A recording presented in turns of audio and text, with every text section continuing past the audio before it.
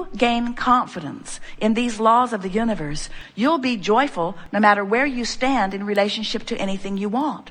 So when we began here today, we asked the question, so what's this belief thing? I want it, but I don't believe it because I haven't yet seen it. So a logical person would say, well, if I haven't seen myself do it, but I need to believe I can do it in order to do it, doesn't it seem impossible? And we say, not when you believe in the laws of the universe, not when you understand law of attraction, not when you understand that you are non-physical energy first and foremost. You don't have to believe that you can accomplish that specific thing. You just have to believe that you can accomplish anything. You just have to understand that the universe has your back, that the law of attraction will yield to you the equivalent of what you're offering vibrationally. You just have to believe that your emotions never lie to you, that your emotions every time give you the feedback that lets you know whether you're in vibrational alignment with what you want or not. So over time, we've offered many different analogies, but our favorite one so far is this. So you are source energy, and a part of you comes forth into the physical, while the larger, far and away, the larger part of you remains eternally and non-physically focused, as source always does. Source, get it? Source. Some say, Abraham, why doesn't source come forth and be physical if source thinks we should like physical so much? And we say, that's like asking the electricity in your wall to come forth and be the toaster. Sometimes the toaster is happy that there's electricity coming through the wall, you see. And so it's the same thing. Source is source, and you are an extension of source out here on the leading edge.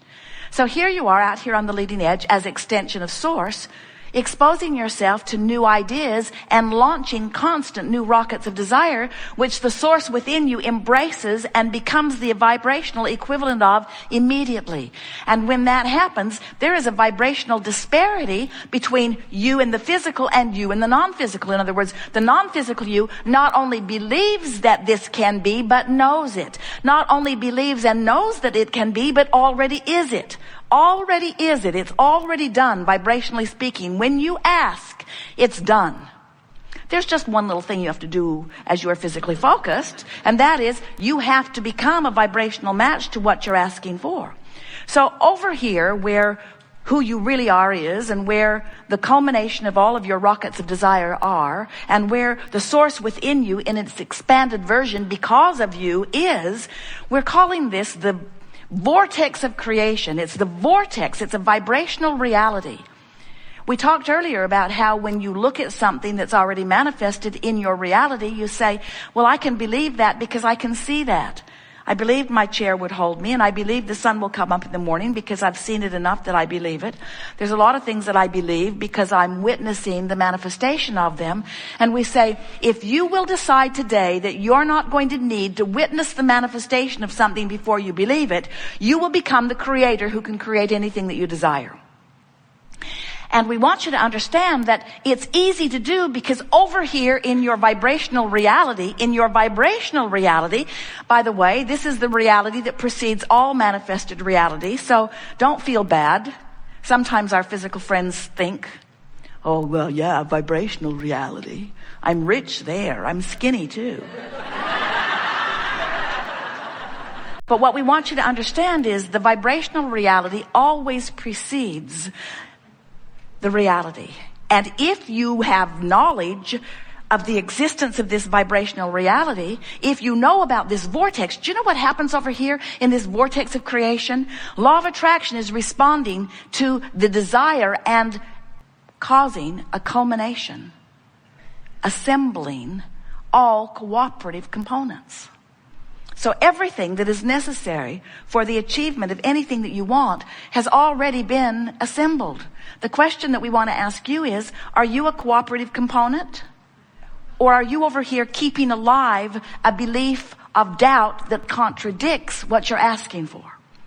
And the answer to the question, if you are feeling negative emotion, then you're keeping alive a vibration that contradicts it. Because if you're even hoping, you're over here on the edge and the vortex is taking you in. In other words, this is a powerful vortex of attraction. and it will bring everything that matches it. But if you're over there beating the drum of why you want it, in other words, I want it because it's miserable not having it, I want it because I don't have it and I don't like not having it, as you beat that drum, you keep alive in yourself, active in your vibration, a frequency that prevents you from being brought in. If you could meditate, you'd stop your resistance and in you'd go. If you would appreciate, you'd stop your resistance and in you'd go. Even if you are in the attitude of hopefulness, in you'll go. But if you're mad, if you're ornery, if you're defeated, if you're fearful, if you're disappointed, if you're angry, if you're frustrated or overwhelmed, if you're feeling those emotions, and what are they? Those emotions don't just come out of thin air. Those emotions every single time are indicators of your vibrational relationship with who you have become. If life didn't cause you to become this more over here in the vortex, if your life hadn't caused the larger part of you to be there, you wouldn't feel bad not going. You could continue to focus upon unpleasant things. Problem with that is you were born knowing that you are worthy, and born knowing that you are good, and born knowing that life is supposed to be good for you.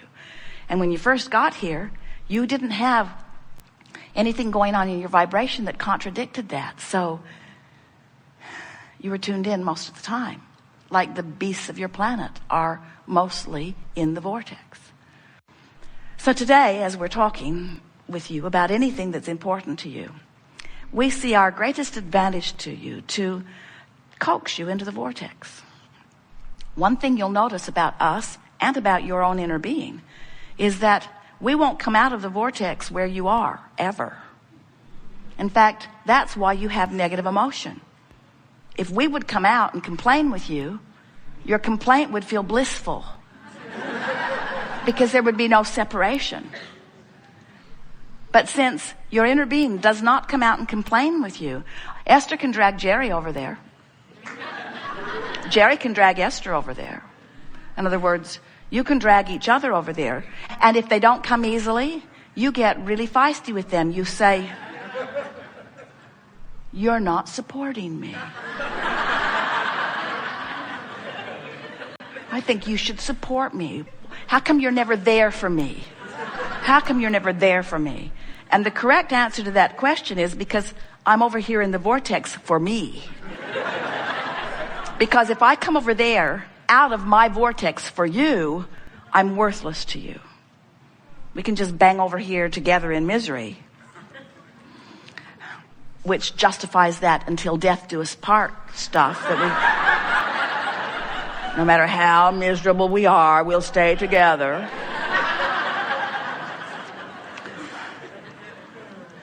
But the source within you will not come out of the vortex when you are focused upon something that activates within you something different than you are. You are a lover. And when you hate, you're separating yourself from who you are. Separation's too strong a word because you cannot ever sever yourself from that. And sometimes you think you would like to. In other words, when you are really vibrating in opposition to who you are, it feels miserable. But you only have one option to close that gap. You only have one option if you want to feel better, and that is find the best feeling thought. Adjust your vibration. Adjust your vibration, which means adjust your thought, which means adjust your belief, which means adjust your vibration, which means stop the resistance. And when you stop the resistance, you will become a cooperative component. And when you're a cooperative component, you'll be drawn in just like all of the other cooperative components, and you'll live happily ever after. Until the next contrasting thing throws you out of the vortex. But no problem. Once you get out, it's no problem because you know how to get back in. And you know, also, we want you to remember that there are 3 steps to the creative process. Step 1 says, contrast will cause you to ask.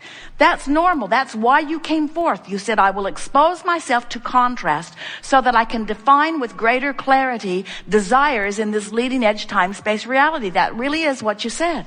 So step 1 is important to the creative process. Just don't make a career of being in step 1.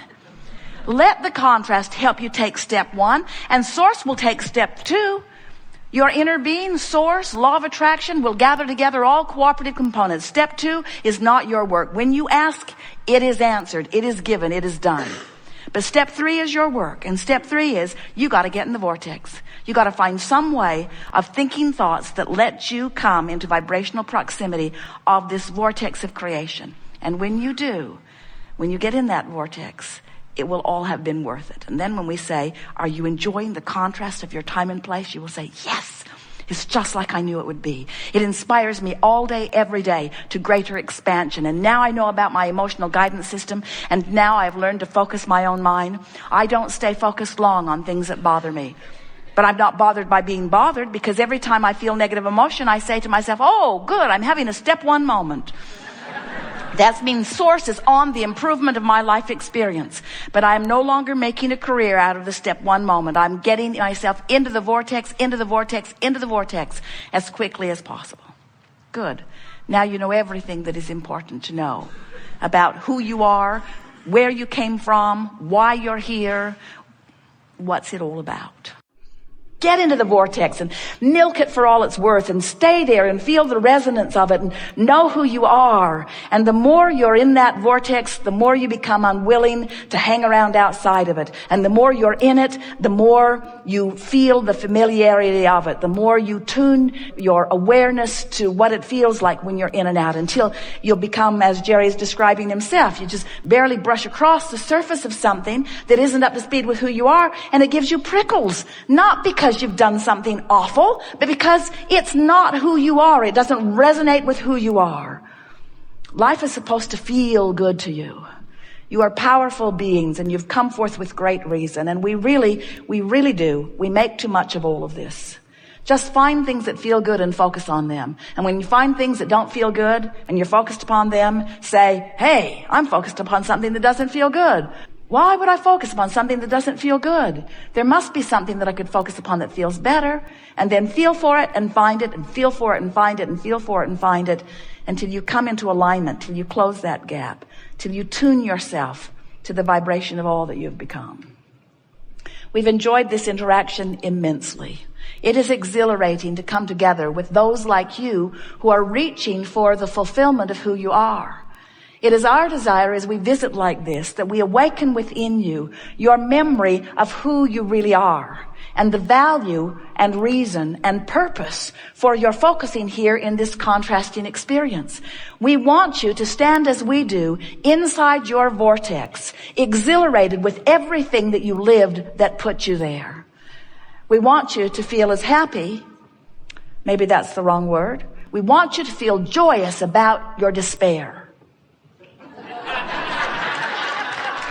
How about that? Because from inside the vortex, you can feel joyous about the guidance that let you know where you were, your focusers, you see. And there isn't one of you who will move forward from this point in time who will not know now in much clearer fashion how to focus the power that is you into the productive expansion that is you. We've enjoyed this interaction immensely. It is delicious to come together with those like you who are coming more and more, moment by moment, really, to know who you are. Today, we feel satisfaction for these reasons. We have felt your willingness to focus for inordinate amounts of time, for the sheer purpose of understanding this vortex of creation that we've been talking about. It has been slow going here today. There was not much about it that was really fast moving. But in the process of that, what has been activated within each of you is an understanding, most importantly, of your ability, if you want to, under any circumstances, to become a vibrational match to the vibrational reality that precedes your manifestations. If you can leave here today understanding the relationship between who you really are and who you're being, and if you can leave here today with a new, resourced attitude about wanting more than anything else to tend to the relationship between you and you. In other words, to want to be in this vortex knowing that you now know how to do it if you want to.